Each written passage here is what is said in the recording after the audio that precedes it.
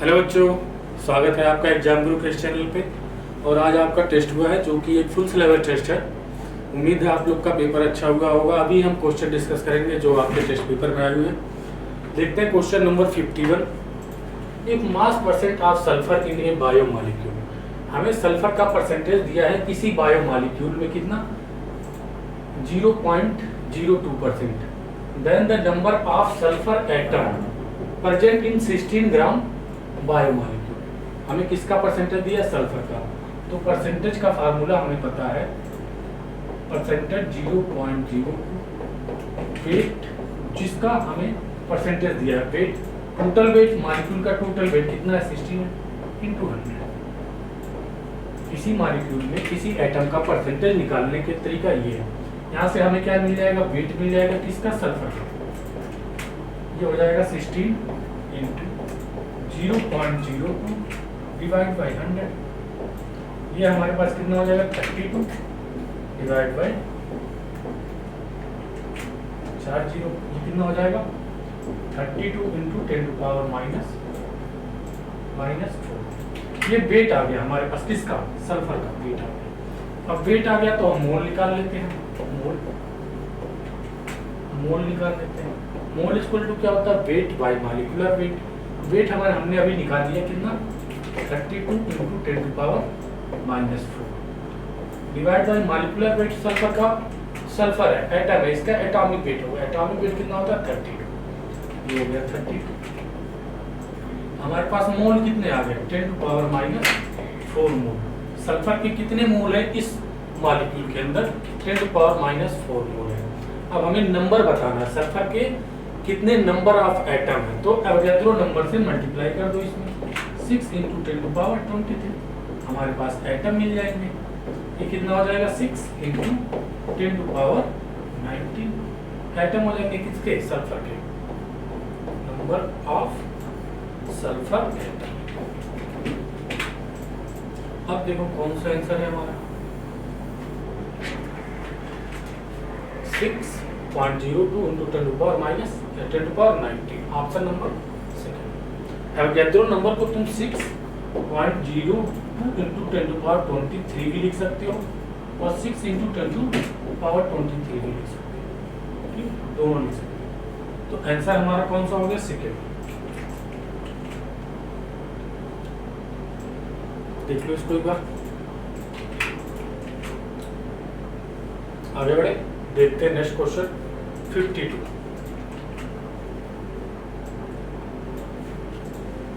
Number of radial node and angular node present in 5d orbital respectively. 5d में कितने angular node होंगे और कितने रेडियल नोड होंगे। तो रेडियल नोड का फार्मूला क्या है, रेडियल नोड n - l - 1। और 5d में n की वैल्यू कितनी हो गई, 5, और l की वैल्यू कितनी हो जाएगी, l की वैल्यू देखो, l की value s p d f। s के लिए l की वैल्यू 0, p के लिए 1, p के लिए 1, d के लिए 2 और f के लिए 3। तो l की वैल्यू हमारे पास d के लिए कितनी हो गई, 2 हो गई। इसमें वैल्यू रखते जाओ, l की वैल्यू 5 -2 - 1 कितने आ गए, तो 2 रेडियल नोड आ गए। अब एंगुलर नोड का फार्मूला क्या होता है, एंगुलर नोड l के बराबर होता है और l की वैल्यू हमारे पास कितनी है, 2 है। तो हमारे पास रेडियल नोड भी 2 आ गए और एंगुलर नोड भी 2 आ गए। ऑप्शन हमारा कौन सा हो गया, पहला 2। तो देख लो एक बार इसको,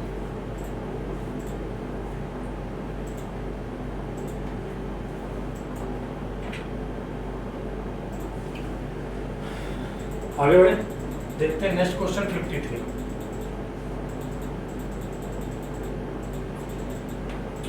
Which among the following lowest value of negative electron gain enthalpy, electron gain enthalpy delta Eg, electron gain enthalpy ये क्या होती है, निगेटिव एक्सोथर्मिक होती है। एक्सोथर्मिक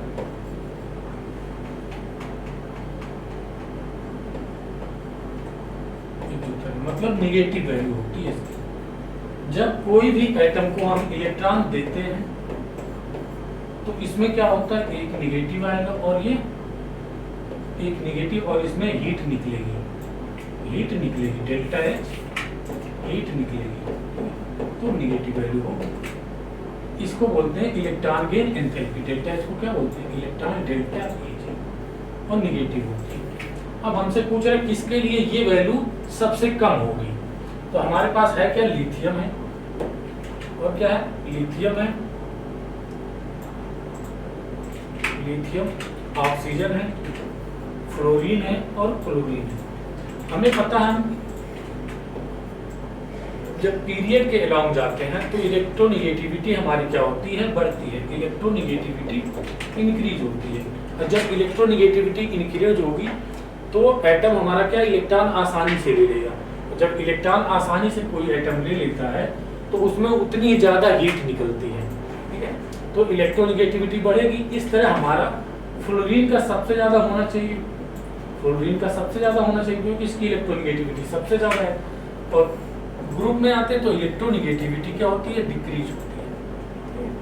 लेकिन फ्लोरीन और ऑक्सीजन में, फ्लोरीन की साइज छोटी होती है और क्लोरीन की साइज बड़ी होती है। फ्लोरीन और क्लोरीन में फ्लोरीन की साइज छोटी होती है।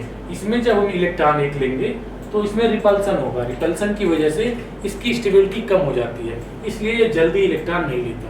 और इसकी साइज बड़ी होने की वजह से, क्लोरीन की साइज बड़ी होने की वजह से इसमें इलेक्ट्रॉन आसानी से आ सकता है। इसलिए क्लोरीन की इलेक्ट्रॉन गेन एंथैल्पी सबसे ज़्यादा हो जाएगी, फिर फ्लोरीन की हो जाएगी, फिर ऑक्सीजन की, फिर लिथियम। और हमसे लोवेस्ट वैल्यू पूछा है, लोवेस्ट वैल्यू किसकी है? लिथियम। और हाईएस्ट वैल्यू किसकी है? क्लोरीन की। लोवेस्ट वैल्यू पूछा तो लिथियम हमारा आंसर हो गया। बिल्कुल 53 का पहला।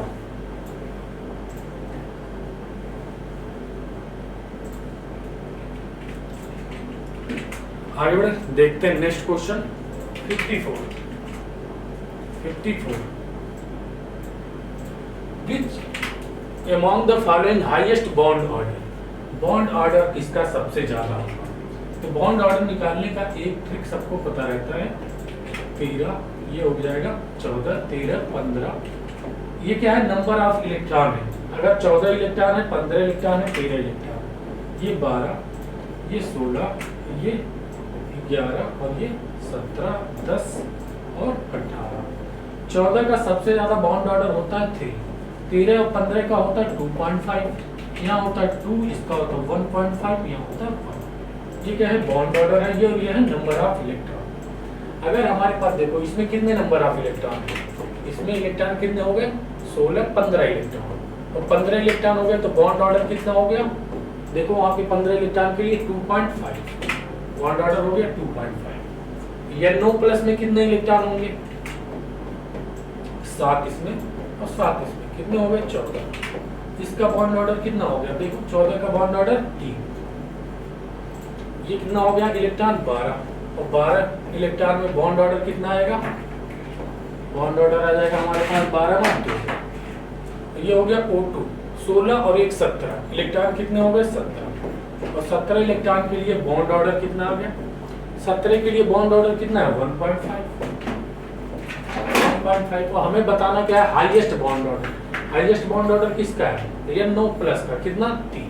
तो ऑप्शन हमारा कौन सा हो गया? सेकंड। हाईएस्ट बॉन्ड ऑर्डर किसका है? सेकंड, 3।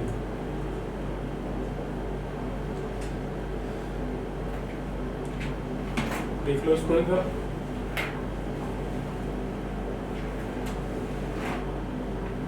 आगे बढ़े, देखते हैं नेक्स्ट क्वेश्चन 55 नंबर।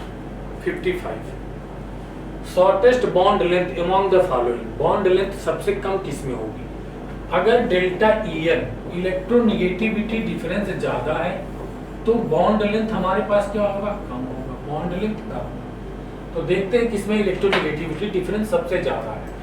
इसका इलेक्ट्रोनेगेटिविटी होता है 2.5 और इसका होता है 2.1।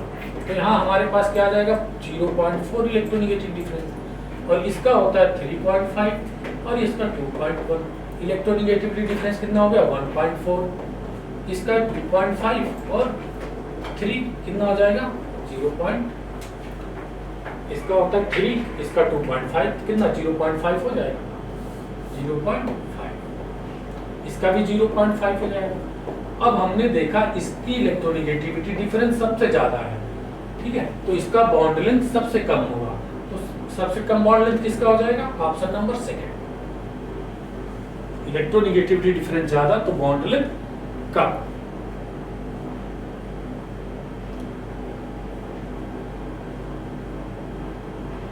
देखते हैं नेक्स्ट क्वेश्चन।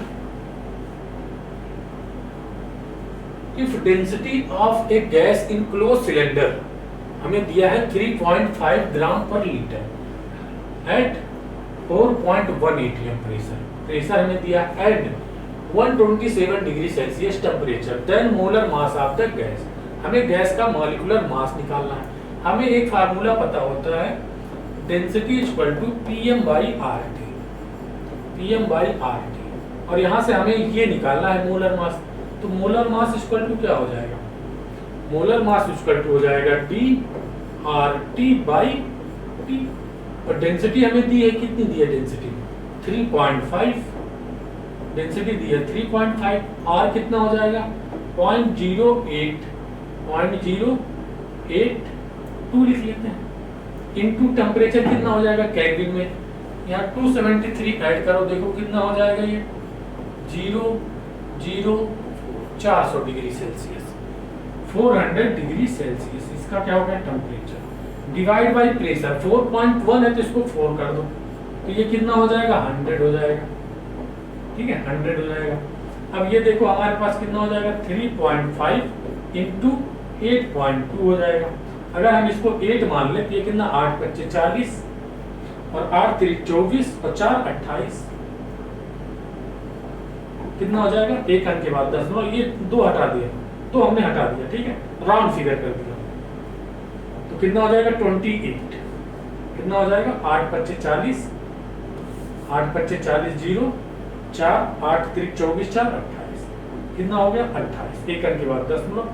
इसका मोलर मास कितना हो गया हमारे पास? 28 ग्राम पर मोल। ऑप्शन नंबर कौन सा हो गया? सेकेंड। हमने इसका भी राउंड फिगर कर दिया, ठीक है, और इसका भी कर दिया। 4.1 था तो 4 कर दिया, ये कितना था? 0.082 था, 100 से मल्टीप्लाई किया, पॉइंट यहाँ आ गया, 2 को हटा दिया, 56 का दूसरा। आगे बढ़े, देख लो एक बार, देखते हैं 56 हो गया, 57 ratio of root mean square velocity, VRMS क्या होता है? Under root 3RT by M, ये हमारे पास होता है रूट मीन स्क्वायर वेलोसिटी की फार्मूला होता है। अब यहाँ देखो हमारे पास 3 और R ये कांस्टेंट है, तो हमारे पास VRMS को हम क्या लिख सकते हैं? Directly proportional root T by M लिख सकते हैं, T बाई एम, ठीक है। अब हमारे पास एक है O2 200 केल्विन पे और N2 है 400 केल्विन पे, ठीक है। देखो ये क्या है? एक इसके लिए, किसके लिए? O2 के लिए लिखो, O2 के लिए लिखते हैं VRMS किसके लिए लिखते हैं? O2 के लिए, तो कितना हो जाएगा? अंडर रूट टेम्परेचर ऊपर 200 डिवाइड बाई मॉलिक्यूलर वेट कितना? 32। इसी तरह हम किसके लिए लिखते हैं? VRMS लिखो किसके लिए? नाइट्रोजन के लिए, कितने टेम्परेचर पे? 400 केल्विन पे, 400 डिवाइड बाई इसका मॉलिक्यूलर वेट 28। अब ये हमारे पास देखो क्या हो जाएगा, सबको अंडर रूट में करो, देखो ये हो जाएगा 200 बटे 32 इंटू 28 डिवाइड बाई 400, ये कितना हो जाएगा? 2 आ गया। ये काटो इसको, 7 चौके 4 से काटो, 4 7 28 और 4 बटे 32, ठीक है। ये कितना आ गया हमारे पास? रूट 7/16। इसको क्या लिख सकते हैं? रूट 7/4 लिख सकते हैं, रूट 7/4। ये आ गया हमारे पास आंसर किसका? VRMS O2 divide by VRMS N2 का रेशियो कितना आ जाएगा हमारे पास? रूट 7/4, रूट 7:4 है ये, root 7:4, option number second. √7:4।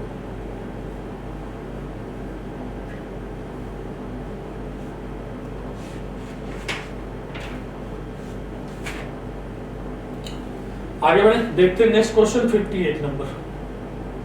Consider the following reaction at equilibrium PCl5 Cl3 और Cl2 some amount of argon क्या है ये? इनर्ट गैस है। क्या है? इनर्ट गैस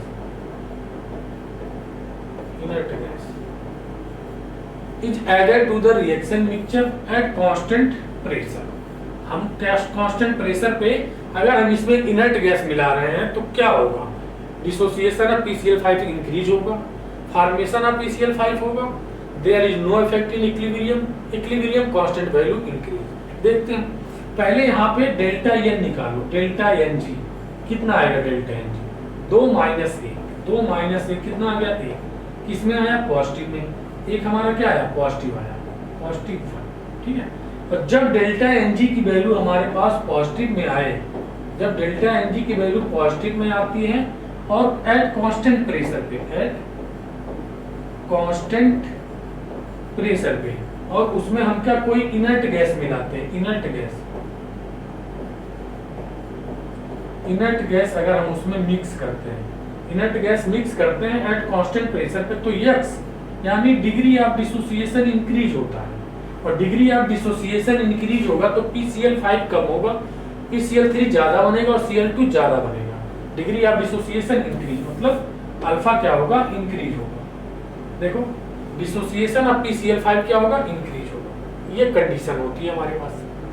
ठीक है, ये कंडीशन होती है। कांस्टेंट प्रेशर पे अगर डेल्टा एन जी की वैल्यू पॉजिटिव हो, अगर हम उसमें कोई इनर्ट गैस मिला रहे हैं तो डिग्री ऑफ डिसोसिएशन बढ़ता है, एक्स की वैल्यू बढ़ती है। 58 का कौन सा हो गया? फर्स्ट। आगे बढ़े, देखते हैं question number 59। SI unit of viscosity coefficient. Viscosity coefficient की SI यूनिट होती है न्यूटन सेकंड मीटर पे -2। ऑप्शन नंबर कौन सा हो जाएगा? थर्ड। आगे बढ़े, देखते हैं क्वेश्चन नंबर 60। एक gas is allowed to expand in insulated container, मतलब हो गया Q = 0। वहां हीट एक्सचेंज नहीं हो सकता है against a constant external pressure 4 atm from the initial volume इतना और फाइनल वॉल्यूम कितना? इतना हो गया। The change in internal energy, तो हमारे पास पता है डेल्टा U = होता है Q + W, और इंसुलेटेड कंटेनर है, इंसुलेटेड कंटेनर हीट एक्सचेंज 0, मतलब ये वैल्यू क्या होगी? 0 होगी। अब हमारे पास डेल्टा U किसके बराबर हो गया? W के।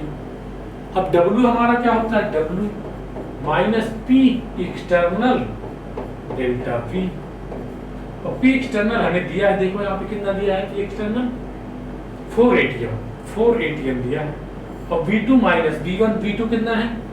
5.2 -1.8, ये कितना हो जाएगा? -4 × 12 में से 8 गया 4, और यहाँ पे 4 में से 1 गया 3.4, ये कितना हो जाएगा? देखो 4 चौके 16, 4 3 12, 1 13, एक अंक के बाद 10। ये आएगा हमारे पास लीटर एटीएम में। ये क्या आएगा? लीटर एटीएम में आएगा। अब हमारा आंसर देखो किसमें है? किलो जूल में है। लीटर एटीएम को किलो जूल में बनाते हैं तो उसमें हम मल्टीप्लाई करते हैं किससे? देखो डेल्टा यू हमारे पास आ गया। डेल्टा यू कितना आ गया? W जितना आएगा उतना डेल्टा यू होगा, -13.6 लीटर एटीएम। अब इसको हमें जूल बनाओ, पहले जूल बनाओ फिर किलो जूल बनाओ। जूल बनाएंगे तो इसमें 13.6 × 101 से मल्टीप्लाई कर दो, ये बन गया जूल में। अब इसमें अगर 1000 से डिवाइड कर दें तो किलो जूल बन जाएगा। देखो पहले मल्टीप्लाई कर लेते हैं, कितना आएगा? देखो 1 अगर इसको 100 बना दें क्या हो जाएगा? ये 100 कर दो, 101 है 100 कर दो, ये हो जाएगा हमारे पास 1368020, और एक अंक के बाद दशमलव हो गया, देखो -1368020, एक अंक के बाद दशमलव, ये जूल में आ गया, डिवाइड बाई 1000 कर दो, ये किस में आ जाएगा? किलो जूल में आ जाएगा। कितना? ये 3 अंक के बाद दशमलव कर दो 1.360 जीरो कोई बात नहीं है, रखो या ना रखो, किलो जूल कितना 1.36 किलो जूल 1.36 किलो जूल।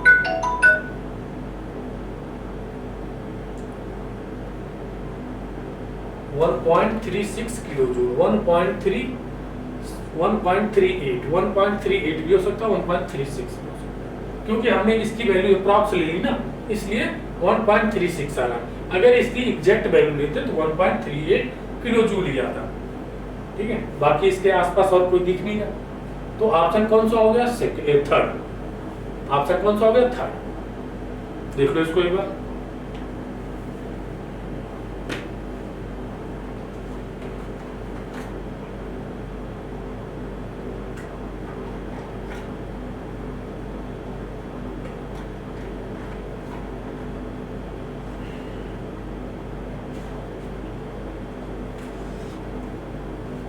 आगे बढ़ते हैं, देखते हैं next question 61। Which among the following is aromatic species? हमें बताना एरोमेटिक कौन सा होगा। एरोमेटिक होने के लिए साइक्लिक रेजोनेंस होना चाहिए और हक्कल रूल को फॉलो करना चाहिए। साइक्लिक रेजोनेंस देखो सब में है, साइक्लिक रेजोनेंस सब में प्रेजेंट है। अब हक्कल रूल देखो कौन फॉलो कर रहा है। हक्कल रूल मतलब 4n+2 = पाई इलेक्ट्रॉन। अगर यहाँ हमारा n की वैल्यू 0 आ जाए, 1 आ जाए, 2 आ जाए, 3 आ जाए, तो ये होगा एरोमेटिक। और एरोमेटिक होगा। और अगर n की वैल्यू हमारे पास फ्रैक्शन में आ जाए 0.5, 1.5, 2.5 आ जाए, ये होगा एंटी एरोमेटिक। एंटी एरोमेटिक होगा। अब देखते हैं हमारे पास पहला चेक करो कितना आएगा। 4n+2 = 8, तो n = कितना आ जाएगा हमारे पास? 6। 1.5, तो ये क्या हो गया? एंटी एरोमेटिक हो गया। इसको देखो 4n+2 = 4, कितना हो गया? n = 0.5, ये भी क्या हो गया? एंटी एरोमेटिक हो गया। इसको देखो 2 2 4 8, ये भी कितना आ जाएगा? n = कितना आएगा? 1.5, ये भी एरोमेटिक हो जाएगा, एंटी एरोमेटिक। अब हमारे पास एक ही बचा एरोमेटिक, यही तो होगा। देखो 4n+2 = 6, तो n = कितना हो गया? 1। तो जब n की वैल्यू फ्रैक्शन में नहीं होती है तो क्या होता है? एरोमेटिक। ये हमारा क्या हो गया? एरोमेटिक। ऑप्शन नंबर कौन सा हो गया? चौथा। 61 का ऑप्शन नंबर चौथा। आगे बढ़े, देखते हैं next question 62 number. IUPAC name of the given compound, numbering करो लोवेस्ट सम रूल से 1 2 3 4 5 6। तो ये हो जाएगा फ्लोरो F, ये हो जाएगा नाइट्रो, ये हो जाएगा एथाइल। तो क्या हो जाएगा? 4 एथाइल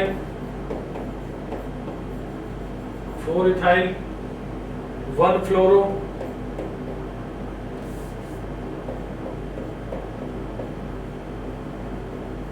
1 फ्लोरो 2 नाइट्रोबेंजीन। देखो कौन सा ऑप्शन है? 4 इथाइल 1 फ्लोरो 2 nitrobenzene, option number 3। Simple question है, देखते हैं अगला question. The species in which hyper conjugation does not अगर। हाइपर कॉन्जुगेशन के लिए हमें क्या होना चाहिए? अल्फा हाइड्रोजन प्रेजेंट होना चाहिए। अल्फा हाइड्रोजन क्या होना चाहिए? अल्फा हाइड्रोजन प्रेजेंट होना। अगर अल्फा हाइड्रोजन प्रेजेंट है, तो हाइपर कॉन्जुगेशन शो करेगा। क्या करेगा? हाइपर कॉन्जुगेशन शो करेगा। इसमें देखो एक अल्फा हाइड्रोजन, यहाँ भी 2 अल्फा हाइड्रोजन है, ये भी हाइपर कॉन्जुगेशन करेगा। यहाँ देखो 1 2 3 4 अल्फा हाइड्रोजन है यहाँ पे। और यहाँ पे देखो कार्बन कार्बन कार्बन कार्बन, कोई भी अल्फा हाइड्रोजन क्या है? एब्सेंट है, तो ये हाइपर कॉन्जुगेशन शो नहीं करेगा। तो ऑप्शन हमें यही बताना था, not show hyper conjugation not occur. किसमें? 4th number. जहां अल्फा हाइड्रोजन 0, वहां पे क्या होगा? हाइपर कॉन्जुगेशन नहीं होगा।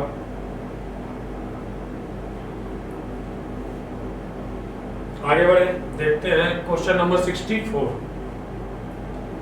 Consider the following statement, anthracene contain 14 electron. Anthracene का स्ट्रक्चर बनाओ पहले। 14 पाई इलेक्ट्रॉन बोला, 14 electron. Anthracene contain 14 pi electron होता है, पाई इलेक्ट्रॉन, ठीक है, 14 पाई इलेक्ट्रॉन। देखते हैं anthracene contain 14 pi electron. Anthracene का स्ट्रक्चर पहले बना लो, ठीक है। अल्टरनेट डबल बॉन्ड लगा दो। कितने पाई बॉन्ड है? 1 2 3 4 5 6 7। पाई बॉन्ड कितने हमारे पास है? पाई बॉन्ड कितने हैं? 7। तो पाई इलेक्ट्रॉन कितने हो जाएंगे? 14। पहला तो हमारा सही है। दूसरा देखते हैं, phenol reduce to cyclohexane by passing through vapour over heated zinc dust. हमें कह रहा है कि अगर हम, ये हो गया, अगर हम फिनॉल पे अगर हम जिंक डस्ट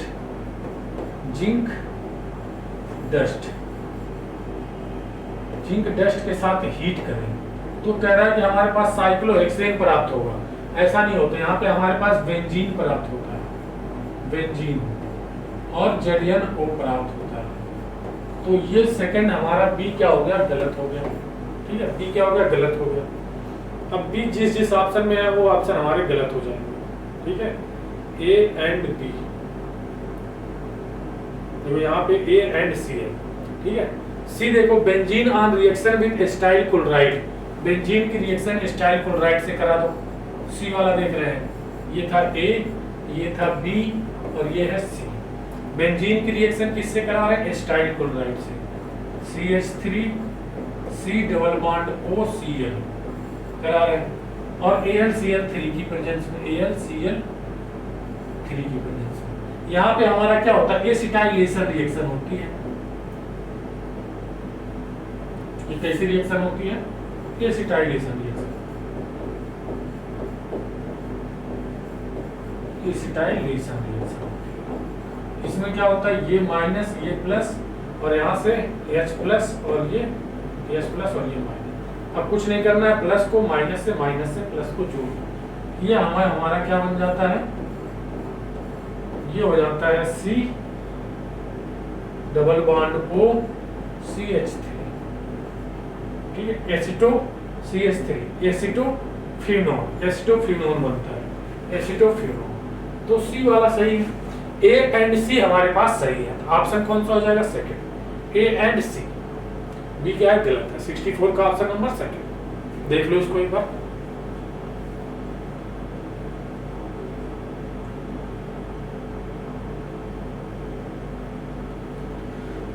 आगे बढ़े, क्वेश्चन नंबर 65 देखते हैं। The compound which will be react faster with SN1, reactivity towards SN1, reactivity towards SN1 directly proportional होता है stability of carbocation, stability of carbocation. जो कार्बोकैटायन जितना ज्यादा स्टेबल होगा उसकी रिएक्टिविटी उतना ज्यादा होगी, किसके लिए? SN1 के लिए। तो यहाँ पे हम सबको कार्बोकैटायन बनाओ, ये बन गया कार्बोकैटायन, ये बन गया कार्बोकैटायन, ठीक है, और ये कार्बोकैटायन हो गया, और ये कार्बोकैटायन हो गया। अब देखो इनमें सबसे ज्यादा स्टेबल कौन सा होगा? ये देखो यहाँ पर रेजोनेंस भी है और हाइपर कॉन्जुगेशन भी है। यहाँ पे क्या है? सिर्फ हाइपर कॉन्जुगेशन है, रेजोनेंस नहीं है। यहाँ पे सिर्फ प्लस आई है, तो यहाँ देखो यहाँ पे सिर्फ क्या है? यहाँ भी हाइपर कॉन्जुगेशन है, हाइपर कॉन्जुगेशन है। तो यहाँ पे रेजोनेंस हाइपर कॉन्जुगेशन दोनों से स्टेबलाइज हो रहा है, तो सबसे ज्यादा स्टेबल ये होगा। और जगह सबसे ज्यादा स्टेबल है तो क्या होगा? स्टेबल ज्यादा तो रिएक्टिविटी ज्यादा होगी। तो सबसे ज्यादा रिएक्टिव कौन सा हो जाएगा? पहला। भाई स्टेबिलिटी अगर ज्यादा है कार्बोकैटायन की तो उसकी रिएक्टिविटी ज्यादा होगी, यही तो पूछा हमसे। फास्ट रिएक्टिव कौन सबसे ज्यादा रिएक्टिव होगा? यहाँ पे रेजोनेंस और हाइपर कॉन्जुगेशन दोनों स्टेबलाइज कर रहा है कार्बोकैटायन, देख लो। आगे बढ़े, question number 66। Consider the following reaction sequence. ये कॉपर है, ठीक है, ये क्या करेगा, इसको एल्डिहाइड में कन्वर्ट कर देता है। ये हो जाता है CH3CHO। कॉपर के साथ इसको हीट करते हैं तो इसका ऑक्सीडेशन हो जाता है, ऑक्सीडेशन और एल्डिहाइड बन जाता है। अब डाइल्यूट NaOH से और हीट करते हैं तो ये किस टाइप की रिएक्शन है, एल्डिहाइड की reaction in presence of dilute NaOH के साथ हीट करते हैं तो ये क्या होता है, aldol condensation, aldol condensation, aldol condensation. ठीक है, और एल्डोल कंडेंसेशन में हम इसके दो मॉलिक्यूल लेंगे, एक मॉलिक्यूल ये ले लिया CH3CHO और एक मॉलिक्यूल और ले लेते हैं, शॉर्टकट मेथड बता रहे हैं, जोड़ने का इसको, ये हो गया H, ठीक है, और ये CH। यहाँ से ये H2O हम निकाल देते हैं और इसको जोड़ देते हैं, शॉर्टकट मेथड से हमारा बन जाता है इसका product aldol condensation, CH3 CH double bond CH और ये हो जाता है CHO, ये हमारा प्रोडक्ट बन जाता है। क्या हो जाएगा हमारे पास, CH3 CH double bond CH CHO। Option number कौन सा होगा, सेकंड। कंडेंसेशन हो रहा है मतलब यहाँ से वाटर निकल जाएगा, H2O निकल जाएगा, 66 का सेकंड। देख लो एक बार, आगे बढ़े, देखते question number 66। Most acidic compound among the following, most acidic, सारे एसिड है, ये इक्वल है, लेकिन इसमें देखो एसिडिक स्ट्रेंथ के लिए, एसिडिक स्ट्रेंथ अगर हमें देखना है तो अगर -M, -H और -I ये एसिडिक स्ट्रेंथ को बढ़ाते हैं, +M, +H और +I ये एसिडिक स्ट्रेंथ को कम करते हैं। ठीक है, ये हमारा है की पॉइंट। यहाँ पे देखो 3 -M लगे हुए, 1 -M, 2 -M और 3 -M और 1 -M यहाँ है, ये क्या है, +I लगाता है, और यहाँ पे कोई नहीं है घटाने बढ़ाने वाला। यहाँ पे 3 -M लगे हैं, तो -M जितना ज्यादा होगा उसका एसिडिक स्ट्रेंथ उतना ज्यादा होगा, तो थर्ड हमारा क्या होगा, सबसे ज्यादा एसिडिक होगा।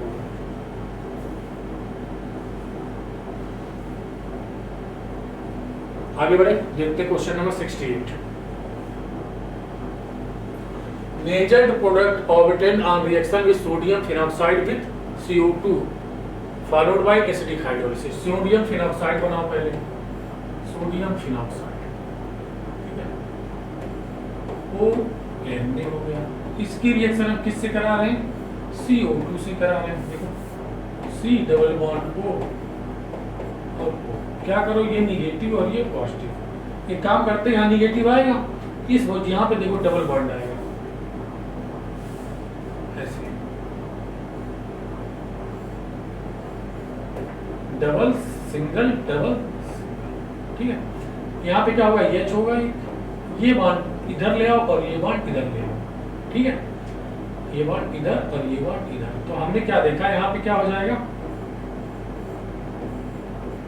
इसका मैकेनिज्म बता रहे हैं, ठीक है, ये बॉन्ड टूट गया तो यहाँ पे माइनस और ये डबल बॉन्ड हो जाएगा O, ठीक है। अब ये माइनस प्लस से जो यहाँ पे एक H भी है, अब ये प्लस को इससे जोड़ दो तो हमारे पास देखो क्या बन जाएगा, यहाँ पे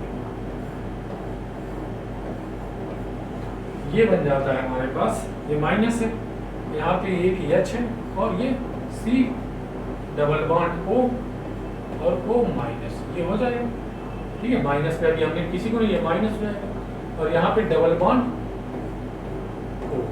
अब क्या करते हैं, यहाँ पे H प्लस निकलता है और ये माइनस आता है और ये बॉन्ड फिर टूट जाता है यहाँ पे माइनस, ठीक है, और यहाँ प्लस आ जाता है, फिर ये मिलके डबल बॉन्ड बना लेते हैं और ये H टूट के यहाँ पे लग जाता है, तो ये हमारे पास क्या बन जाता है, ऐसे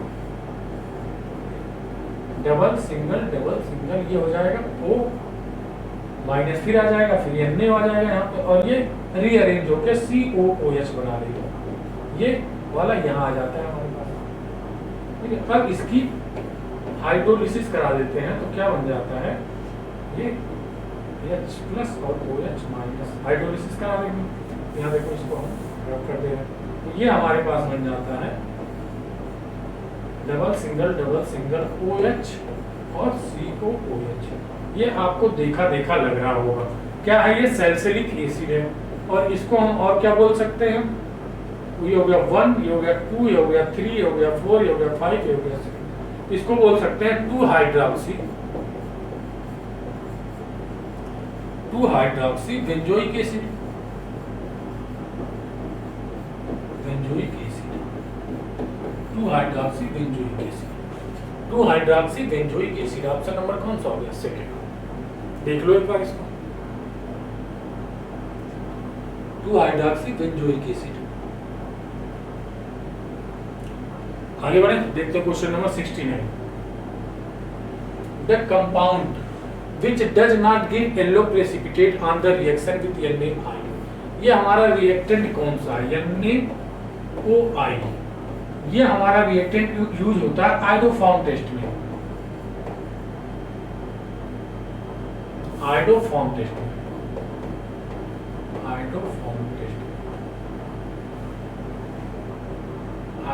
टेस्ट में ये रिएक्टेंट यूज होता है। और आयोडोफॉर्म टेस्ट कौन से ग्रुप देते हैं? CH3 C double bond O। ऐसे ग्रुप अगर लगा हुआ है, ये वाला ग्रुप है, तो आयोडोफॉर्म टेस्ट देगा। अगर ऐसा ग्रुप है, ऐसा कोई ग्रुप लगा है, तो भी वह आयोडोफॉर्म टेस्ट देगा। मतलब अगर अल्फा हाइड्रोजन है तो आयोडोफॉर्म टेस्ट देगा। अब देखो एसीटोन का CH3 C double bond O और CH। हमारे पास ये ग्रुप मिल गया। देखो इस ग्रुप के वाले हमारे आयोडोफॉर्म टेस्ट देंगे, तो ये देगा। इसी तरह acetaldehyde CH3 CH double bond O, हमारे पास ये ग्रुप मिल गया, ये ग्रुप अल्फा हाइड्रोजन मिल गया, ये भी देगा। आइसोप्रोपेनॉल देखो CH3 COH H और CH3, ये ग्रुप मिल गया, ये भी देगा। अब फॉर्मल्डिहाइड देखो HCH डबल बॉन्ड, यहाँ पे देखो हमारे पास ये ग्रुप नहीं मिल रहा कहीं भी, ये वाला ग्रुप। अल्फा हाइड्रोजन क्या है? एब्सेंट है। अल्फा हाइड्रोजन क्या है? एब्सेंट है। तो ये हमारे पास नहीं देगा iodoform test. The compound which does not give yellow precipitate, तो आयोडोफॉर्म टेस्ट नहीं देगा, तो क्या नाम है? येलो प्रेसिपिटेट नहीं बनाएगा। तो 69 का क्या हो जाएगा? चौथा। 69 का चौथा देख लो। आगे बढ़ते हैं, देखते हैं 70 number. Consider the following reaction sequence. Br2 है और NaOH है। ठीक है, ये क्या करता है? ये है half man bromide degradation reaction होती है। हाफ मैन ब्रोमाइड डिग्रेडेशन ये क्या करता है? यहाँ से CO2 ग्रुप को हटा देता है। CO ग्रुप को हटा देता है और क्या बना देगा? ये देखो हमारे पास क्या बनेगा, ये बन जाएगा एमीन, NH2 बन जाएगा। भाई जब ये क्या करेगा? Half man bromide degradation reaction है, ये CO ग्रुप को हटा देता है यहाँ से, तो ये बन गया। अब इसकी रिएक्शन हम करा रहे हैं इससे। देखो इसकी रिएक्शन हम अगर कराते हैं किससे?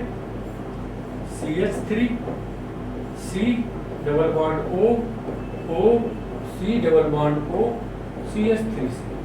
ये चीज तो है, ये चीज तो है इन प्रेजेंस ऑफ पाइरिडीन की प्रेजेंस में। तो क्या करो, यहाँ से एक H, यहाँ से क्या करो एक H ऐसे रखा, ठीक है। ये क्या हो जाएगा? CH3। अब इसको माइनस कर दो, इसको प्लस कर दो, इसको प्लस कर दो, इसको माइनस कर दो। अब माइनस से प्लस को और प्लस से माइनस को जोड़ दो। देखो हमारे पास क्या बनता है यहाँ, ये हो जाएगा हमारे पास NH, यहाँ से प्लस से जोड़ेंगे तो क्या हो जाएगा? C double bond O CH3। ये प्रोडक्ट तो हमारा ये बन जाएगा, ठीक है। कौन सा हो जाएगा? ये B। अब इसकी रिएक्शन हम करा रहे हैं Br2 और CH3OH से। इसकी रिएक्शन किससे करा रहे हैं? ये ऊपर Br2 CH3COOH से। तो ये क्या करेगा? ब्रोमिनेशन होगा इसका। ये क्या है? आर्थो पैरा डायरेक्टिव ग्रुप है, तो आर्थो पोजीशन पे और पैरा पोजीशन पे Br को लगाएगा। अगर हम आर्थो पोजीशन पे Br को लगाते हैं तो यहाँ पे रिपल्सन Br क्या बड़ा ग्रुप है, रिपल्सन की वजह से इसकी स्टेबिलिटी कम हो जाएगी, इसीलिए हम आर्थो पोजीशन पे लगाते हैं। आर्थो पोजीशन पे, आर्थो में पैरा पोजीशन पे। NaCO3 और ये हो जाएगा Br। अगर हम यहाँ Br लगा देंगे तो रिपल्सन की वजह से स्टेबिलिटी कम हो जाती है, तो इसीलिए पैरा पोजीशन पे लगाते हैं। तो हमारे पास देखो ये फाइनल प्रोडक्ट क्या है, C है, और हमसे फाइनल प्रोडक्ट ही पूछा है, शायद फाइनल प्रोडक्ट ही पूछा है C। देखो तो C क्या हो जाएगा हमारे पास, ये हो गया option number third. Option number कौन सा हो गया, third.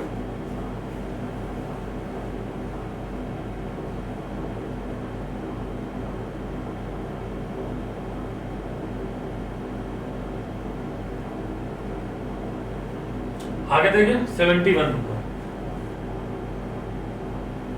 The compound which does not react Tollens reagent. Tollens reagent देखो ये क्या होता है, रिड्यूसिंग होता है, ये भी रिड्यूसिंग होता है, ये भी रिड्यूसिंग। सुक्रोज क्या होता है, non reducing. Non reducing sugar होता है ना, नॉन रिड्यूसिंग होता है। ये टॉलेंस रिएजेंट को रिड्यूस नहीं कर पाता, तो ऑप्शन नंबर कौन सा होगा, चौथा। ठीक है, ऑप्शन नंबर चौथा। आगे बढ़े, देखते हैं question number 72। Which of the following amino acid contains sulfur? Sulphur किसमें होता है, 16 ऐसा अमीनो एसिड है जिसमें क्या होता है, सल्फर होता है। 72 का चौथा। आगे बढ़े, मोनोमर ऑफ नियोप्रीन। नियोप्रीन का मोनोमर क्या होता है, 1,3 ब्यूटाडाइन। देखो 2 क्लोरो 1,3 ब्यूटाडाइन। एक ये हो गया CH2 double bond CH Cl, ये CH डबल बॉन्ड CH2। ये क्या है हमारे पास, क्लोरोपिरीन होता है। ये क्लोरोपिरीन ये मोनोमर होता है किसका, नियोप्रीन का। नियोप्रीन का मोनोमर है। ये हमारा जब पॉलीमराइज होता है तो क्या बनाता है, ये बना लेगा CH2, N हो जाएगा CH2, ये हो जाएगा C डबल बॉन्ड C, ये हो जाएगा Cl CH2। ये हमारा पॉलीमराइज होगा और ये नियोप्रीन बन जाएगा, नियोप्रीन। तो हमें बताना है क्लोरोप्रीन कौन सा हो जाएगा, क्लोरोप्रीन CH3 SO2 डबल, ये यहाँ रहेगा CH2, यहाँ नहीं रहेगा, ये सिंगल बॉन्ड है। तो ऑप्शन कौन सा हो जाएगा, ऑप्शन नंबर 3। देख लो,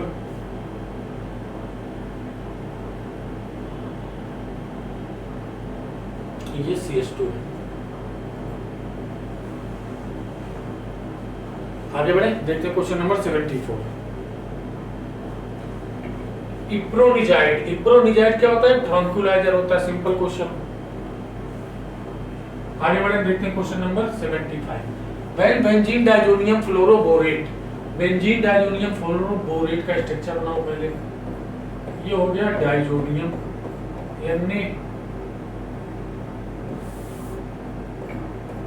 Na2 प्लस फ्लोरोबोरेट B या 4 माइनस। ठीक है, अब इसको क्या कराना है, heated with aqueous sodium nitrate NaNO2, sodium nitrate NaNO2 के साथ क्या कर रहे हैं, हीट कर रहे हैं। और क्या है, प्रेजेंस ऑफ कॉपर। तो ये हमारे पास क्या बना देता है, नाइट्रोबेंजीन। नाइट्रोबेंजीन या नो क्या बना लेगा, nitrobenzene. Option number 3।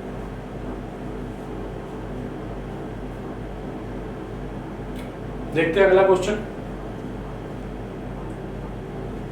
Select incorrect statement regarding to isotope of hydrogen among the following. Hydrogen के आइसोटोप क्या होते हैं, 1H1 1H2 और 1H3। ये होते हैं हाइड्रोजन के आइसोटोप। पहला पढ़ते हैं, they differ from each other with respect to number of neutron. Neutron देखो कितना होगा, न्यूट्रॉन कैसे निकालते हैं, 0 या 2। A माइनस Z ये होता है न्यूट्रॉन। ये कितना है, 1 माइनस 1 कितना हो गया, 0। 2 माइनस 1 कितना हो गया, 1। ये हो गया 3। ये ट्राइटियम। 3 माइनस 1 कितना हो गया, 2। तो नंबर ऑफ न्यूट्रॉन डिफरेंट है, तो ये तो सही हो गया।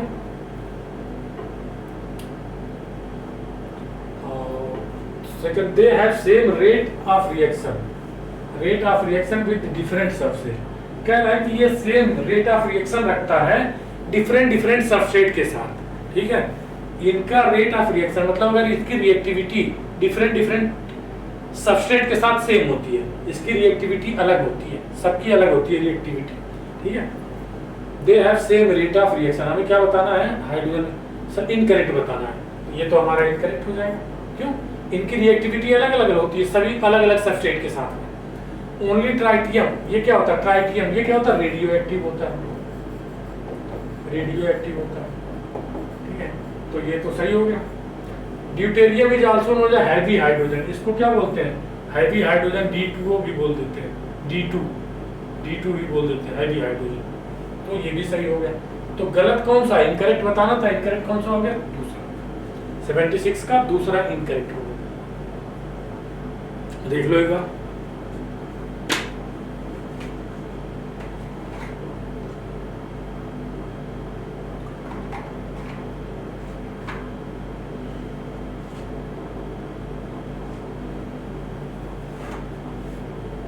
आगे बढ़े, देखते हैं नेक्स्ट क्वेश्चन 70 से।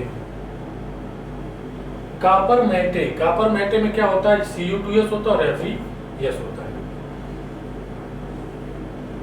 आगे बढ़े, देखते हैं question number 78। Which among the following species can act as both oxidizing as well as reducing agent? ये क्या है अपने +5, ये क्या है मैक्सिमम ऑक्सीडेशन स्टेट में है, मैक्सिमम ऑक्सीडेशन स्टेट में है, क्या है मैक्सिमम ऑक्सीडेशन स्टेट में।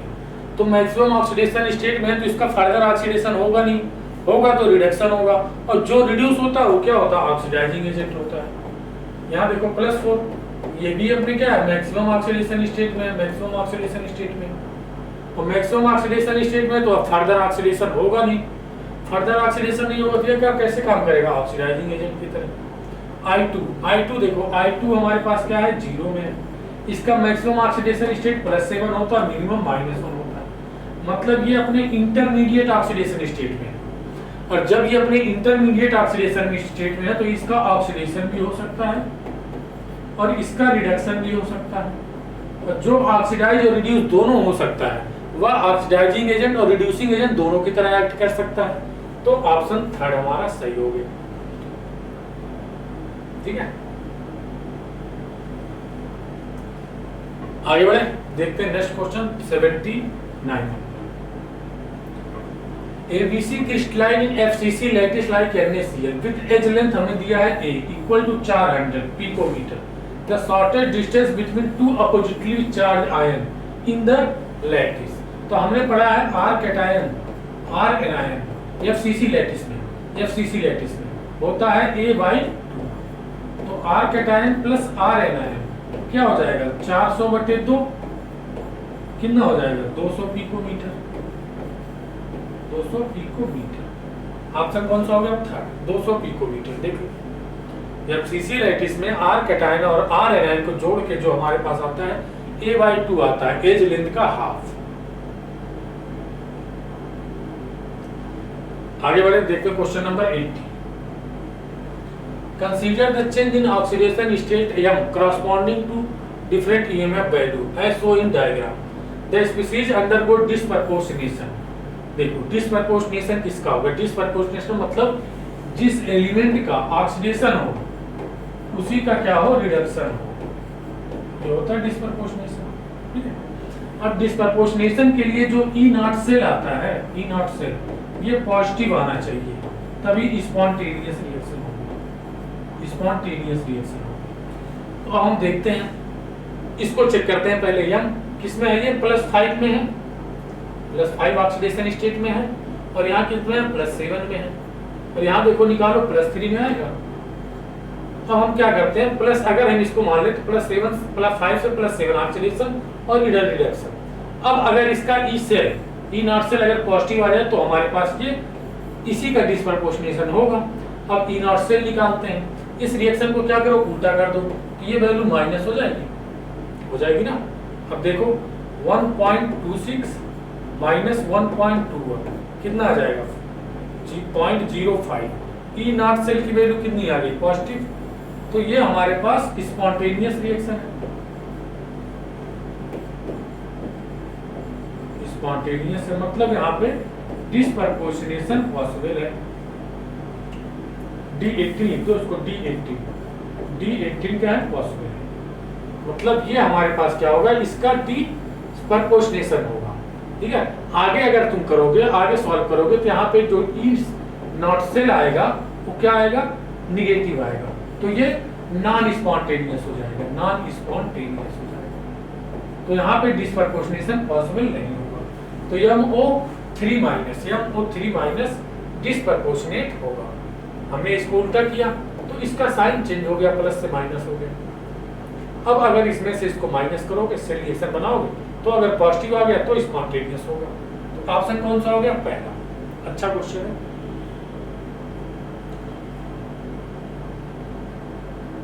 देख लो, उसके बाद आगे बढ़ते हैं, आगे बढ़े, देखते हैं question number 81। The number of carbon atom present in tetrahedral wide per unit cell of diamond.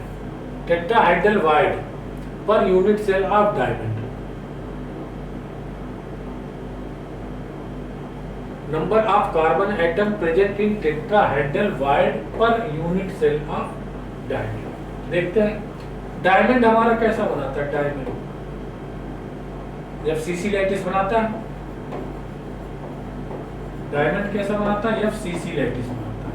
और FCC लैटिस में जो जेड नंबर ऑफ एटम होते हैं, नंबर ऑफ एटम, किसके एटम होंगे, कार्बन के एटम होंगे।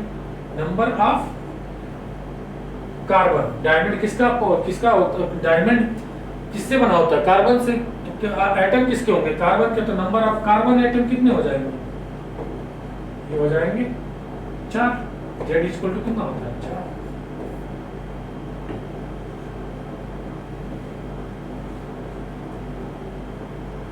कितना हो जाएगा, 4। Option number second.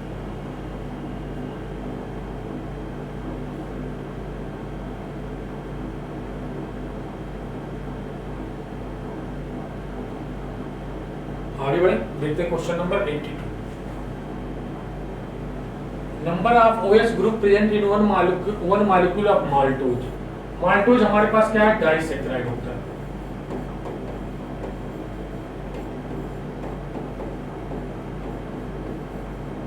क्या होता है, डाइसैकेराइड होता है। ये बना किससे होता है, 2 ग्लूकोज के मॉलिक्यूल आपस में जुड़ जाते हैं। ठीक है, और हम देखते हैं ग्लूकोज के मॉलिक्यूल, 2 ग्लूकोज के मॉलिक्यूल आपस में जुड़ते हैं तो हमारे पास डाइसैकेराइड बनता है। देखो बनाओ स्ट्रक्चर इसका, ऑक्सीजन, ये हो जाएगा H OH H OH, एक ग्लूकोज के मॉलिक्यूल का स्ट्रक्चर बना रहे हैं, OH H H OH, और ये हो जाएगा H CH2OH।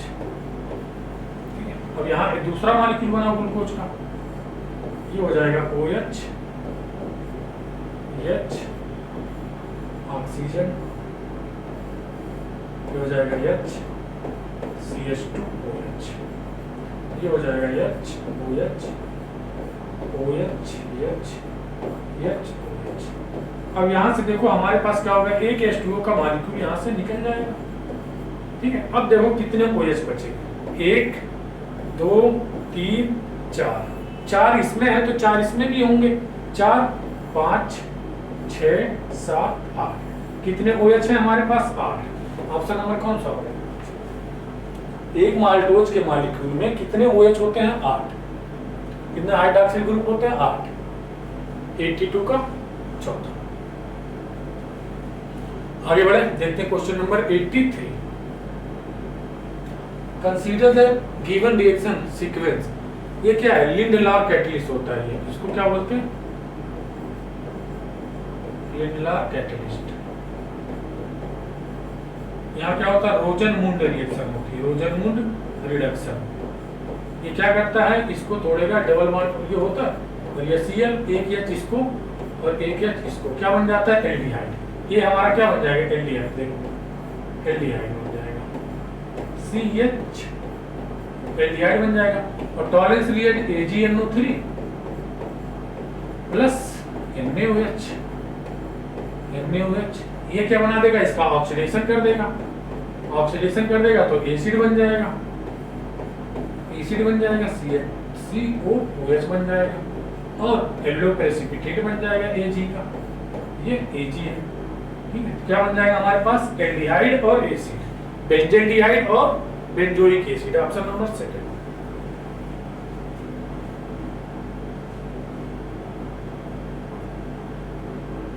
आगे बढ़े, doctor question number 84 incorrect match among the following. ये हमें स्ट्रक्चर दिया, ये आईपीएससी ने दिया। ठीक है, सबसे पहले इसकी नंबरिंग करो, लोएस्ट सम रूल लगाओ यहाँ पे, कितना लोएस्ट सम रूल 1 2 3 4। अगर इधर से करोगे तो 1 2 3 4 कितना है, पहले इधर से करते हैं 1 2 4 ये आया, इधर से करोगे तो 1 3 4 1 3 4, ये कितना हो जाएगा, ये हो जाएगा 7, ये हो जाएगा 8।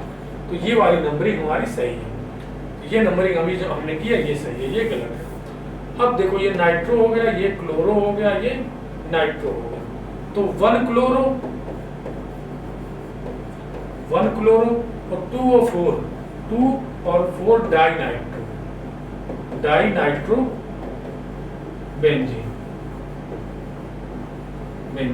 ये इसका आईपीएससी नेम होगा, 1 क्लोरो 2 4 डाइनाइट्रो बेंजीन। अब देखते हैं करेक्ट मैच है कि नहीं। यहाँ पे 4 क्लोरो लिखा है, तो हमारा पहला ही इनकरेक्ट मैच है। इनकरेक्ट मैच हमें बताना था, पहला ही क्या है, इनकरेक्ट है। इसका आईपीएससी नेम होना चाहिए 1 क्लोरो 2 4 डाइनाइट्रोबेंजीन, और दिया क्या है 4 क्लोरो 1 3 डाइनाइट्रोबेंजीन, तो पहला ही हमारा इनकरेक्ट मैच है। 84 का कौन सा हो गया, पहला। हमें इनकरेक्ट मैच कराना था बस।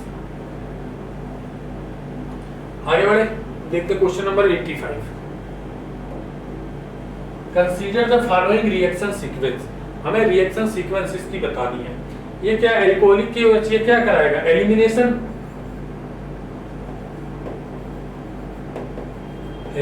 रिएक्शन कराएगा। यहाँ पे क्या होगा, डीहाइड्रोहाइलोजिनेशन होगा,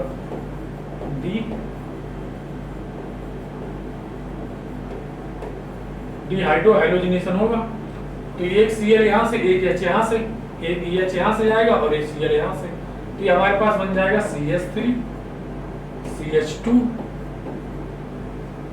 और ये CH डबल बॉन्ड, Cl यहाँ से निकल गया, एक H निकल गया और ये CH और ये CH3, ये हमारे पास क्या बन गया, A, मेजर प्रोडक्ट A बन गया। ठीक है, अब बेयर्स रिएजेंट क्या होता है, 1% alkaline KMnO4 diluted KMnO4 1% alkaline dilute KMnO4, मतलब इसमें क्या H2O भी होगा।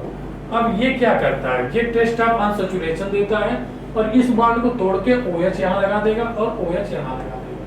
ठीक है, तो हमारे पास बन क्या जाएगा, CH3 CH2 CHOH CHOH और CH3, ये हमारे पास प्रोडक्ट बनेगा B major. CH3 CH2 CH3 CH2 CH3, देखो यहाँ CH3 CH2 CHOH CHOH CH3, option number second. यहाँ एक कार्बन ज्यादा हो गया, यहाँ देखो 85 का कौन सा हो गया, सेकंड। देख लो एक बार, आगे बढ़े, देखते हैं 86।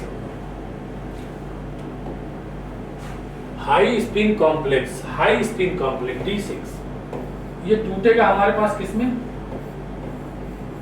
Eg में और T2G में, इसमें टूटेगा T2G। ठीक है, हाई स्पिन बनाना है, हाई स्पिन मतलब पेयरिंग पहले नहीं होगी, हाई स्पिन। अब क्या कर रहा है, metal contain in octahedral field will have the following energy delta naught, crystal field splitting energy in octahedral field, P electron pairing energy. ठीक है, तो यहाँ पे 6 इलेक्ट्रॉन फिल करो, 1 2 3, पेयरिंग अभी नहीं करेंगे क्योंकि हाई स्पिन बनाना है। 4 5 अब पेयरिंग करोगे 6। ठीक है, तो इसकी क्रिस्टल फील्ड स्प्लिटिंग एनर्जी जो होती है, स्प्लिटिंग एनर्जी का फार्मूला जो होता है, ये देखो ऊपर क्या होगा प्लस 0.6, ये है जीरो वाली लाइन, और ये नीचे क्या होगा माइनस 0.4, तो माइनस 0.4 इंटू 4, और ये हो जाएगा plus 0.6 into 2 plus pairing energy, ये हो जाएगा कितना 1.6 माइनस का 1.6, और ये प्लस 6 दूनी 12 1.2 प्लस पेयरिंग एनर्जी। ठीक है, ये कितना बचेगा हमारे पास माइनस 0.4 प्लस 3, ये आ जाएगा क्रिस्टल फील्ड स्प्लिटिंग एनर्जी आ जाएगी हमारे पास। देखो कौन सा आ रहा है, ये कितना आ जाएगा 5 दूनी 10, 2 5 चौके 20, 2.4 आ जाएगा। ये देखो ये भी उतना ही आ जाएगा, ये दशमलव बढ़ा के 0 बढ़ाया, 5 चौके 20, ये आंसर हमारा आ गया। देखो 5 चौके 20, 0.4 माइनस का 0.4 भी, ऑप्शन नंबर कौन सा हो गया 3rd। देख लो इसको एक बार, अच्छा क्वेश्चन है।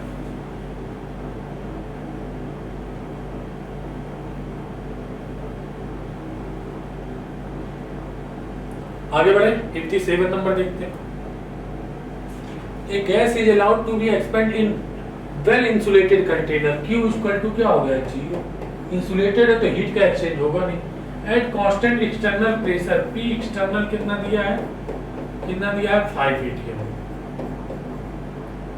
5 atm, और Q इक्वल टू क्या हो गया 0 हो गया। इनिशियल वैल्यू हमारे पास V इनिशियल कितना दे दिया है 2.5 लीटर दे दिया है, तो फाइनल वैल्यू कितना दिया है V2 कितना दिया है 7.5 लीटर दिया। तो निकालना क्या है, the change in internal energy delta U निकालिए। हमें फार्मूला पता है delta U equal to Q plus W। Q तो क्या हो गया 0 हो गया क्योंकि इंसुलेटेड कंटेनर है, तो डेल्टा U किसके बराबर हो गया W के, और W हमें निकालना आता है W equal to minus P external delta V, P external कितना दिया है 5, और delta V initial V final कितना है 7.5, और V इनिशियल कितना 2.5, कितना आ जाएगा ये 5 इंटू 5 कितना आ गया 25, माइनस का 25 लीटर एटीएम आ गया W। तो डेल्टा U हमारे पास देखो कितना हो जाएगा, डेल्टा U कितना आ जाएगा minus 25 litre ATM, litre ATM में है। अब क्या करना है देखो, इसको जूल बनाओ, क्या करो 101 से मल्टीप्लाई कर दो, 101 से कितना हो जाएगा ये 101.3 से मल्टीप्लाई कर दो। ठीक है, ये हो जाएगा हमारे पास माइनस का 253 2.5, ये हो जाएगा डेल्टा। कौन सा आंसर हो जाएगा हमारे पास, ऑप्शन नंबर 2।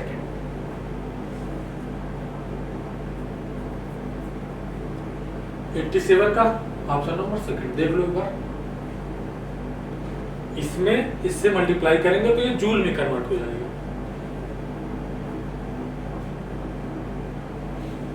आगे बढ़े 88 नंबर देखते हैं। If equilibrium constant for this reaction, इस रिएक्शन के लिए Kc हमें कितना दिया है x, then equilibrium constant for this reaction, इस रिएक्शन के लिए इक्विलिब्रियम कांस्टेंट बनाना है।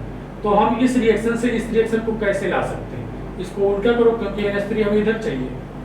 ठीक है, NH3 हमें इधर चाहिए,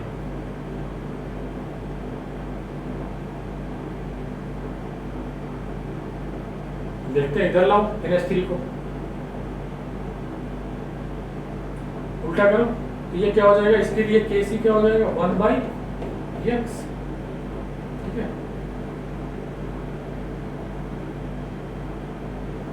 अब क्या करना है हमें, अब हमें ये रिएक्शन लानी है, 2NH3 है, या 2 यहाँ पे 2 होगा। ठीक है, यहाँ पे 2 होगा 2NH3। अब क्या करो, इसमें इस रिएक्शन को उल्टा किया हमने तो ये आ गया हमारे पास। अब अगर इसमें 2 से मल्टीप्लाई कर दें तो हमारे पास क्या हो जाएगा, ये रिएक्शन आ जाएगी। क्यों, 2 से 2 कैंसिल हो जाएगा, और ये 2 से 2 कैंसिल हो जाएगा, यहाँ पे 2 आ जाएगा। इसको उल्टा कर दिया तो ये क्या हो जाएगा, x का स्क्वायर हो जाएगा। Kc कितना हो जाएगा, 1/x का स्क्वायर। हमने इसको उल्टा किया और स्क्वायर किया तो हमें ये रिएक्शन मिल गई। और जब रिएक्शन को उल्टा करते हैं तो Kc 1 डिवाइड में चला जाता है, स्क्वायर जिससे मल्टीप्लाई करते हैं वो पावर में चला जाता है, तो 1/x स्क्वायर। ऑप्शन नंबर चौथा।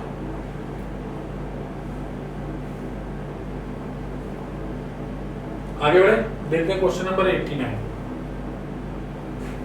Maximum energy molecular orbital among the following. Molecular orbital diagram आपने पढ़ा होगा, उसमें सिग्मा स्टार 2p जेड चाहे 14 इलेक्ट्रॉन हो चाहे 14 से ज्यादा हो, सबसे ज्यादा एनर्जी किसकी होती है, सिग्मा स्टार 2p जेड की होती है। 89 का ऑप्शन नंबर कौन सा हो जाएगा, second. In which of the following both dispersion medium और डिस्पर्सन फेज, डिस्पर्सन मीडियम और डिस्पर्सन फेज दोनों क्या हो, सॉलिड हो, किसमें होता है, जेम स्टोन में। Option number second. Gemstone में जो डिस्पर्सन मीडियम होता है और डिस्पर्स फेज होता है वो क्या दोनों ही सॉलिड फॉर्म में होते हैं। देखते हैं अगला question 91। For the reaction AX/BYC on doubling the concentration of A, the rate become double. When on doubling the concentration of both A and B, rate become 8 times the overall order of reaction. तो इसके लिए rate ला पहले लिख लो, K A⁴ और B⁴ Y। अब condition देखो क्या क्या बोल रहा है, हमने कह रहा है कि ये डबल हो जा रहा है, कब, जब हम A को डबल कर रहे हैं, ये सेम ही रख रहे हैं पहले कंडीशन में, तो इसको डिवाइड करो तो ये कैंसिल हो गया, ये कैंसिल हो गया, R से R कैंसिल हो गया, A से A कैंसिल हो गया, तो 1/2 के पावर 1 और 1/2 के पावर x, तो x की वैल्यू कितनी आ गई, 1 आ गई। अब दूसरी कंडीशन में क्या कह रहा है, R के A⁴x और B⁴y। दूसरी कंडीशन में कह रहा है हम दोनों को डबल कर रहे हैं, 2a कर रहे हैं और इसको 2b कर रहे हैं, दोनों को डबल कर रहे हैं, यह है x, दोनों को क्या कर रहे हैं, डबल कर रहे हैं।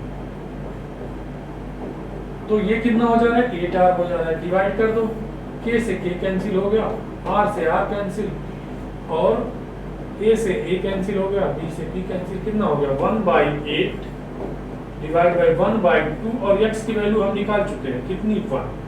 x की वैल्यू कितनी, 1 निकाल चुके हैं, 1, और ये 1/2 के पावर y, इससे कितना हो जाएगा, 4। ये 1/2 का स्क्वायर कर दें इसको, और ये 1/2, ये y है, ठीक है। तो y की वैल्यू हमारे पास कितनी आ गई, 2 आ गई। x की वैल्यू हम पहले ही निकाल चुके हैं, कितनी, 1। तो ऑर्डर ऑफ रिएक्शन कितना हो जाएगा, 1 + 2 कितना हो जाएगा, 3। ऑप्शन नंबर कौन सा हो गया, 4। देख लो इसको एक बार,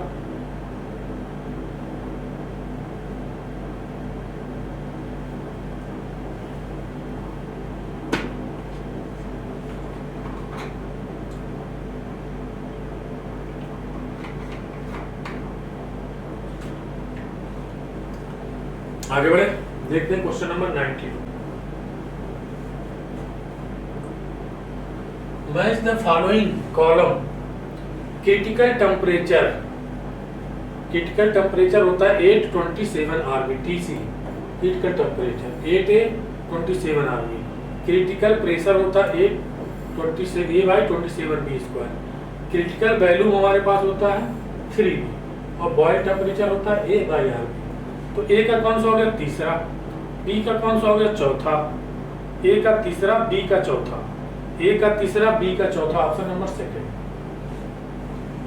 और C का कौन सा हो गया, दूसरा, D का कौन सा हो गया, पहला। 92 का सेकंड।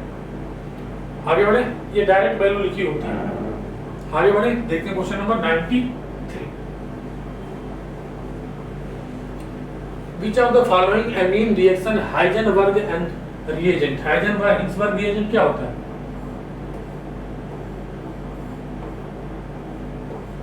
यस O2Ca, ये होता है हिंसबर्ग रिएजेंट। हिंसबर्ग रिएजेंट ये हमारे पास जो एमीन होते हैं, primary amine, secondary amine, tertiary amine को अलग अलग करने के काम आता है।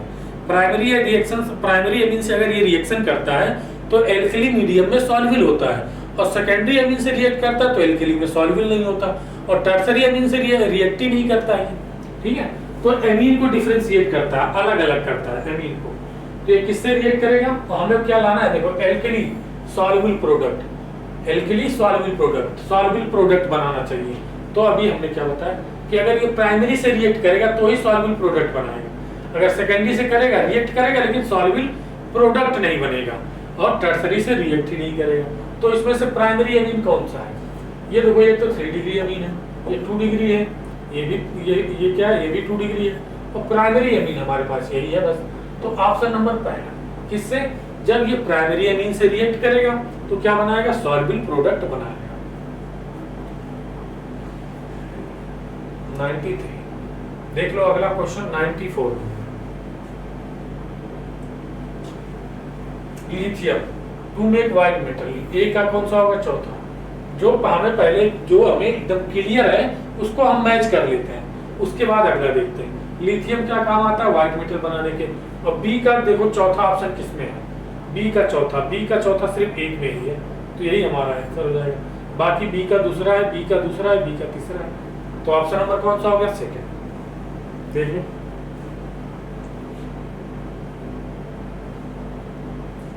आगे बढ़े, देखते हैं next question 95 number. If uncertainty in position of moving electron in pi, मतलब डेल्टा एक्स क्या दिया है? Infinite. Then uncertainty in velocity delta V हमसे पूछा है क्या होगा।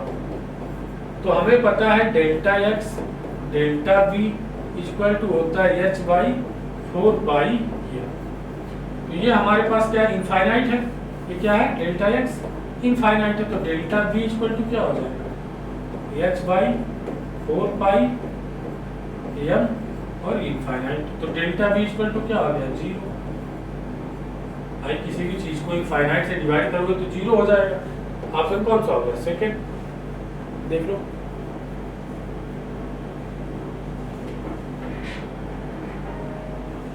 आगे बढ़ते हैं, देखते हैं नेक्स्ट क्वेश्चन 96 है। In which of the following oxide the central element is present only on whole number oxidation state? हमारे पास कह रहा है कि ऐसा कौन सा ऑक्साइड है जिसमें सेंट्रल एटम जो है वह होल का ऑक्सीडेशन स्टेट जो है वह होल नंबर में होना चाहिए। ठीक है, होल नंबर में है। ठीक है, तो इसका देखो निकालते हैं ऑक्सीडेशन स्टेट या फी का। ये हो जाएगा 3x प्लस माइनस 8, कितना हो जाएगा? 3x इक्वल टू 8, तो x इक्वल टू कितना हो गया? 8/3। ये तो क्या फ्रैक्शन में आ रहा है, होल नंबर नहीं है। इसको चेक करो, 3x minus 8 equal to 0, x equal to कितना हो गया? 8/3। ये भी फ्रैक्शन में आ रहा है। इसको चेक करो, 2x minus 6 equal to 0, x equal to plus 3। ये क्या आ रहा है? होल नंबर आ रहा है। ऑप्शन नंबर कौन सा हो गया? Second. Option number third, whole number में आना चाहिए ऑक्सीडेशन स्टेट। देख लो,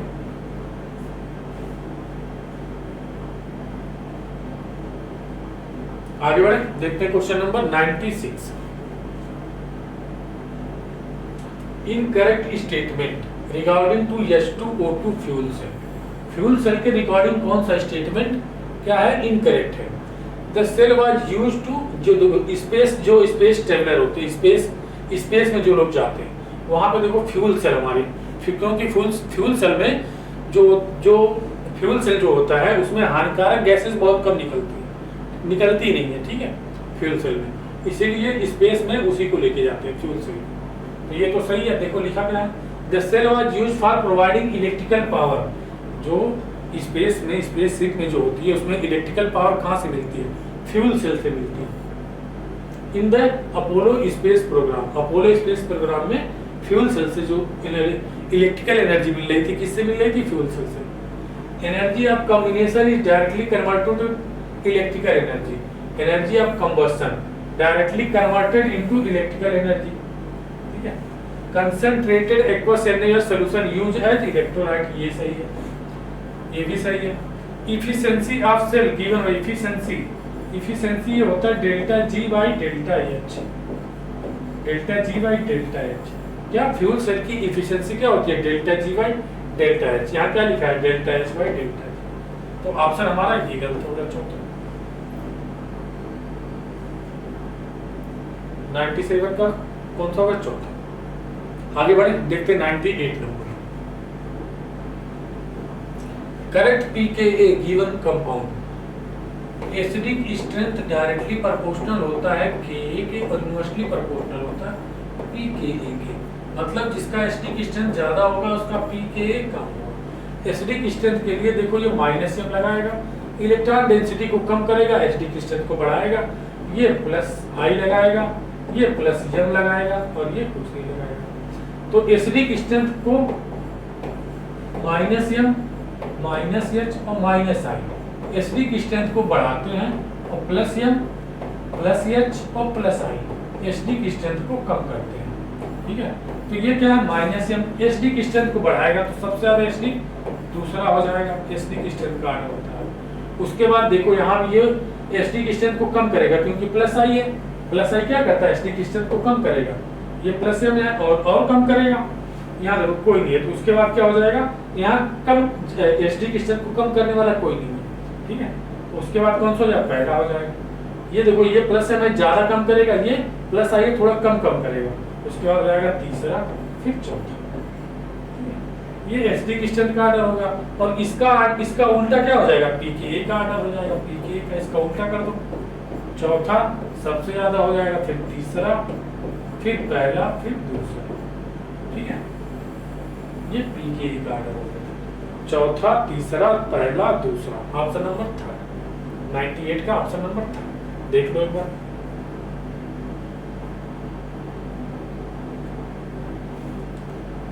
आगे बढ़े, देखते हैं क्वेश्चन नंबर 99।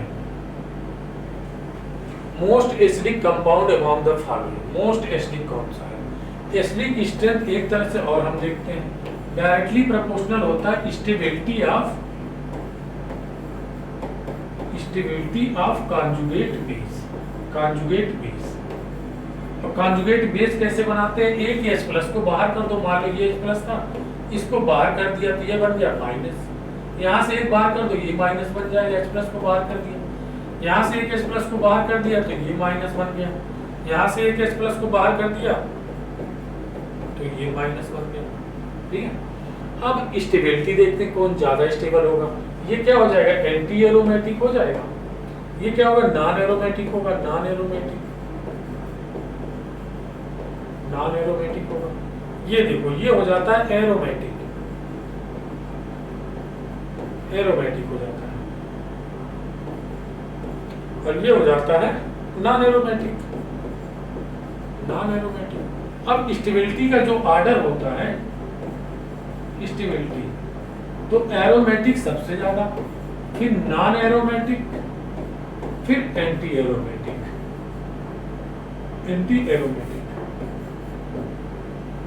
तो सबसे ज्यादा स्टेबल कौन सा है? एरोमेटिक वाला, थर्ड वाला।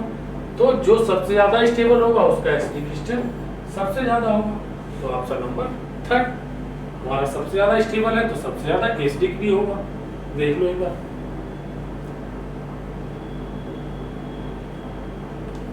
आगे बढ़े, देखते हैं last question. Consider the following statement. Benzaldehyde does not show keto inert automatic. Benzaldehyde CH, इसमें अल्फा हाइड्रोजन क्या है? एब्सेंट है, तो कीटो इनर्ट ऑटोमेटिक शो नहीं करेगा। मतलब ये स्टेटमेंट सही लिखा हुआ है। ब्यूट2इन शो ज्योमेट्रिकल आइसोमरिज्म। देखो ब्यूट2इन CH3 CH double bond C CH3 और ये क्या करेगा? ज्योमेट्रिकल आइसोमरिज्म शो करेगा। ये हो जाता है सिस और ये हो जाएगा ट्रांस। CH3 और CH3 H और H क्या हो जाएगा? ये ट्रांस। तो ये वाला स्टेटमेंट भी हमारा सही है। अब सी वाला देखो नियोपेंटाइल कार्बोकैटायन। नियोपेंटाइल कार्बोकैटायन का स्ट्रक्चर बनाओ पहले। स्टेटमेंट ये पहला था ए और ये दूसरा था बी, और स्टेटमेंट तीसरा देखते हैं नियोपेंटाइल सी वाला। नियोपेंटाइल का स्ट्रक्चर कैसे बनेगा? ऐसे कार्बोकैटायन, देखो कह रहा neopentyl carbocation and tertiary butyl carbocation, tertiary butyl carbocation का स्ट्रक्चर बनाओ। सो हाइपर कॉन्जुगेशन इफेक्ट, सो हाइपर कॉन्जुगेशन शो करने के लिए क्या चाहिए? अल्फा हाइड्रोजन चाहिए। यहाँ पे देखो कोई अल्फा हाइड्रोजन दिख रहा है, यहाँ कार्बन है, यहाँ भी कार्बन है, यहाँ कार्बन, ये अल्फा कार्बन है, और अल्फा कार्बन से डायरेक्टली अटैच्ड हाइड्रोजन क्या होता है? Alpha hydrogen. यहाँ पे अल्फा कार्बन से सारे कार्बन अटैच्ड है, यहाँ अल्फा हाइड्रोजन क्या है? नहीं है, तो ये हाइपर कॉन्जुगेशन नहीं शो करेगा। यहाँ देखो, यहाँ CH3 ये H3 ये H3, ये कार्बोकैटायन, ये अल्फा कार्बन, ये अल्फा कार्बन, ये अल्फा कार्बन। यहाँ क्या है? 3 3 6 3 9 अल्फा हाइड्रोजन है हमारे पास, तो ये हाइपर कॉन्जुगेशन शो करेगा। ठीक है, तो ये वाला स्टेटमेंट हमारे पास ये नहीं करेगा और ये वाला करेगा हाइपर कॉन्जुगेशन, तो ये स्टेटमेंट गलत हो गया। तो हमारे पास सही स्टेटमेंट बताना है। करेक्ट स्टेटमेंट आर कितना? A and B only correct statement है। ऑप्शन नंबर पहला, A and B only, option number पहला। 100 का कौन सा हो गया? ऑप्शन नंबर पहला। देख लो एक बार। तो बच्चों थैंक यू सो मच, मिलते हैं नेक्स्ट वीडियो में।